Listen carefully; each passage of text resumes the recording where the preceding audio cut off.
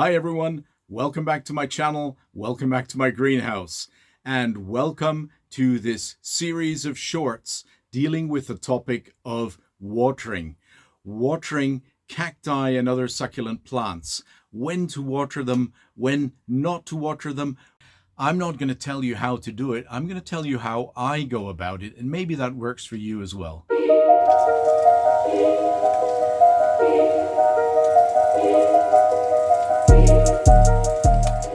Now here on the Northern Hemisphere, it is already well into autumn. And the big question, the million-dollar question, of course, we always ask ourselves as cactus hobbyists is, when should I stop watering my plants for the winter dormancy?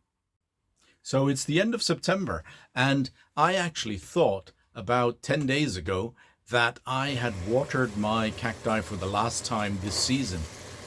I was watching the long-term weather forecast, and it looked as if weather was going to stay cool, weather was going to stay wet, and I wasn't going to risk one more watering and having the plants stand around with damp, humid, wet substrate in their pots. Not a good thing with cacti, because there's a high risk of root rot in that case.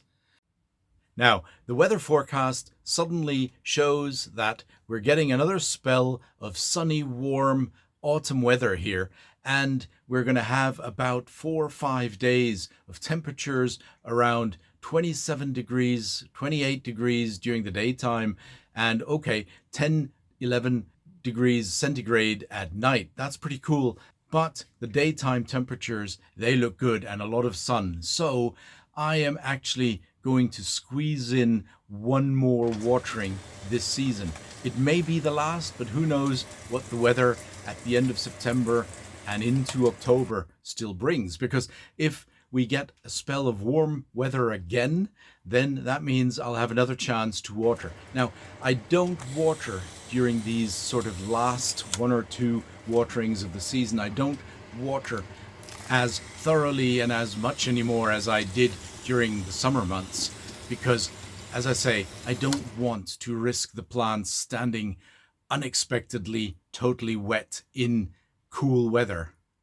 So a relatively light watering, that will do, and that's fine for the plants because it also helps them to sort of wind down, which is something that's happening with their metabolism this time of the year anyway. Because the days are getting shorter, because the temperatures are gradually going down, those are important environmental cues that our plants pick up and that our plants actually recognize. Those cues, the cooler temperatures, the shorter days, that's what actually signals to the plants, start winding down the metabolism, start preparing for a long period of dormancy, and get your strengths together through that dormancy period to be able to perform full action full time again once we're into spring of the following year. So, golden rule number 1, when in doubt, do not water. When in doubt, hold back. Rarely has a cactus died from getting too little water, but very often cacti die. In fact, it's the most common reason for cacti to die is when they've been overwatered and the roots start to rot, especially during cool temperature phases, during cool weather. Thanks so much for watching, and make sure not to miss the other parts of this series, watering of cacti and other succulent plants.